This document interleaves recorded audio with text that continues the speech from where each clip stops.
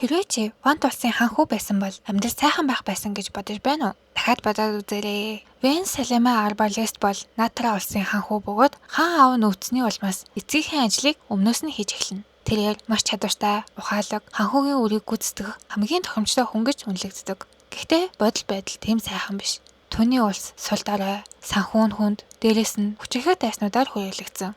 Баатарлаг удирдагч болохын оронд Вэнд илүү энгийн төлөвлөгөө бий. Улсаа үн цэнтэй харагдуулж зарчгаад тайван амьдрах. Гэхдээ мэдээж юу ч төлөвснөөр болохгүй. Вэнийг ажлаасаа болтон амархан зам сонгох бүрт төлөвлөгөө нь эсрэгээрээ бүр илүү амжилттай болчихно. Тэрээр бусад улсуудыг арга мэхээр ялж, огт хүсээгүй дайнд ялалт байгуулж, их мэдлээ уламд хэлнэ. Хариуцлагаас холдох биш харин ч хамгийн чухал хэрэгтэй хүн болж хувирна. Түүний хажууд Нэни Мрале гэдэг үнэнч хус ухаантай зөвлөх нь байж, улс төрийн явуулга, дайн талаа, мөн түүнийг санамсаргүй сууц шийдвэрүүдийн үр дагаврыг хамт даван туулна. Талааны стратегиэс эхлэн өндөр эсэлттэй дипломат харилцаа хүртэл Вэн яг эсрэг үр дүн хүсэж байсан ч өөрийгөө улам гүн амжилт руу түлхсээр байдаг.